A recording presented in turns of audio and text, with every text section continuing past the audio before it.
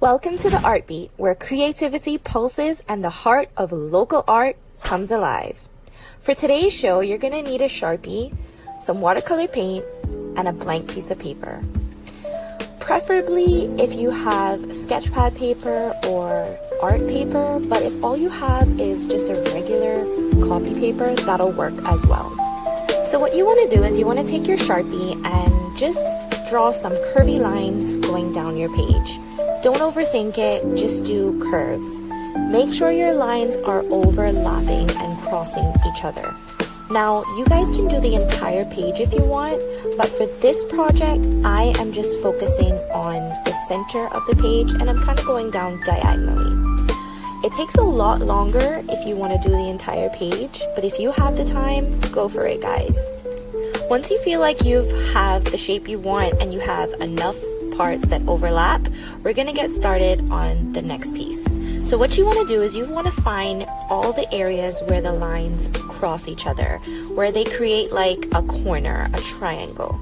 And you want to curve that triangle and then color in the negative space. Don't worry, I'll show you again.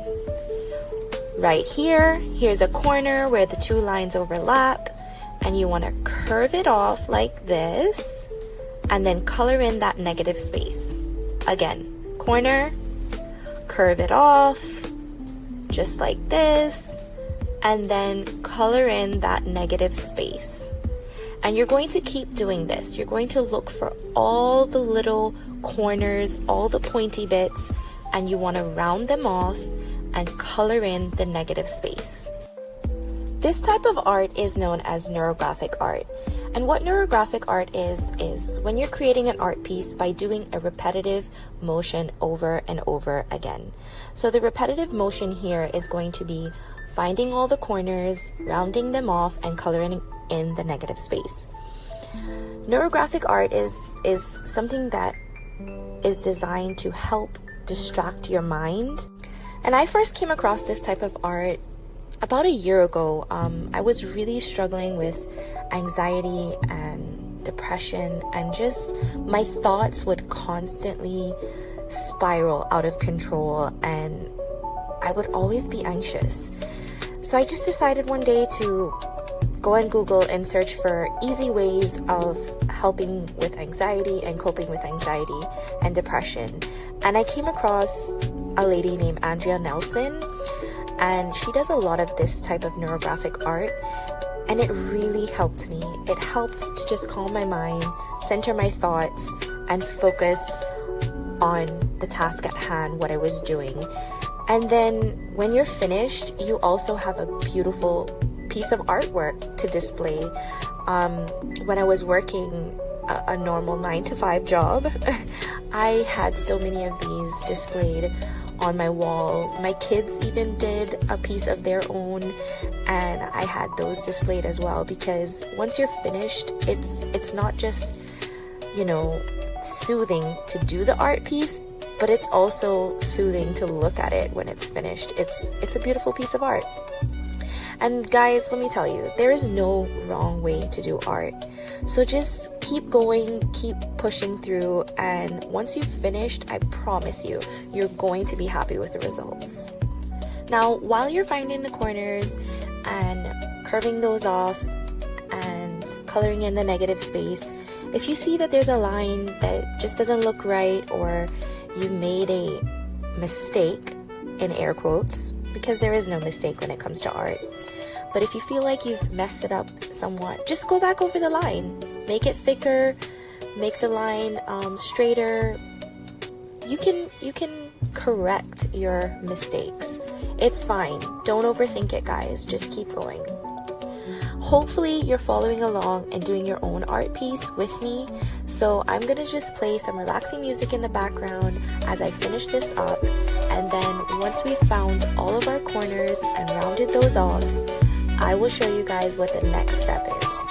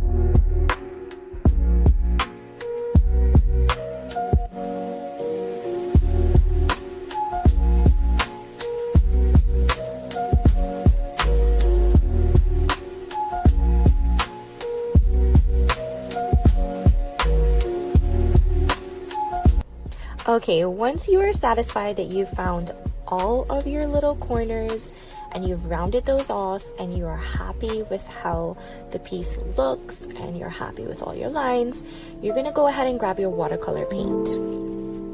Now, if you don't have watercolor paint, don't worry guys. You can use markers, you can use crayons, you can use pencil crayons, anything to color in the space.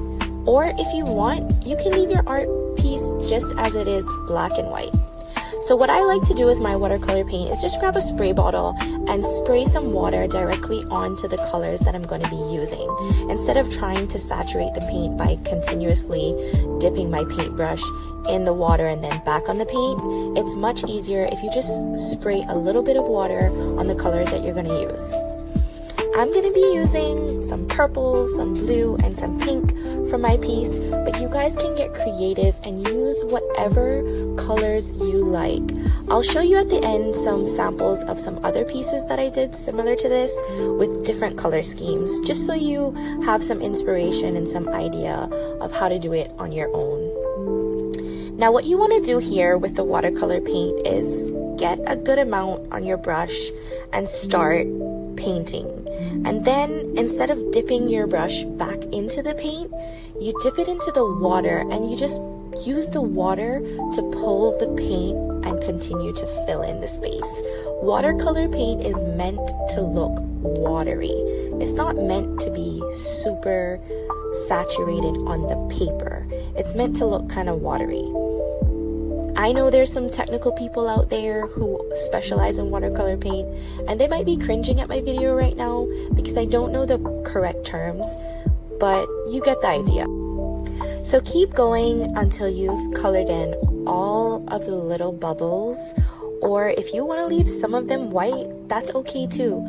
Guys, get creative and do whatever you like with your piece.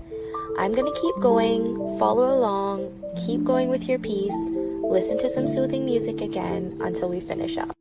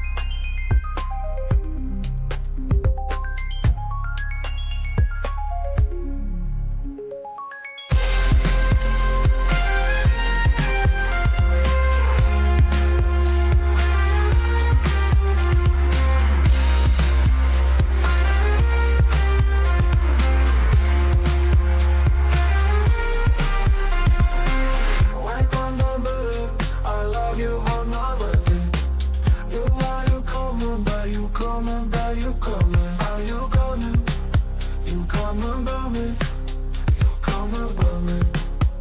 Oh, I know you go, you go, you go, you go me. Where you go me, where you go me, where you go me, where you go me. You come above me, you come above me.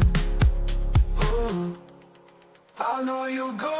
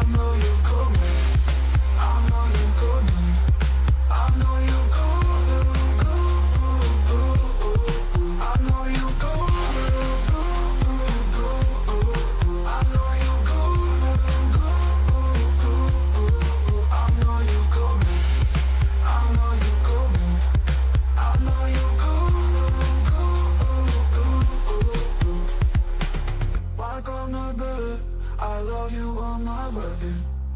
You are you coming? Where you coming? But you coming? Are you coming? You coming by me? You coming by me? Oh.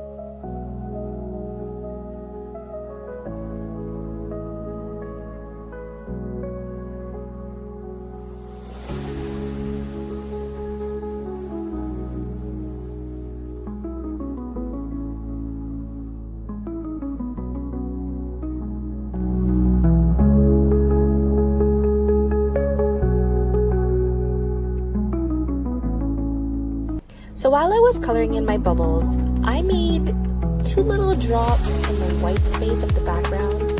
And instead of looking at it like, oh my goodness, I just ruined my piece, I decided to go with it and add more splashes of paint into the white background. Remember, there's no wrong way to do art.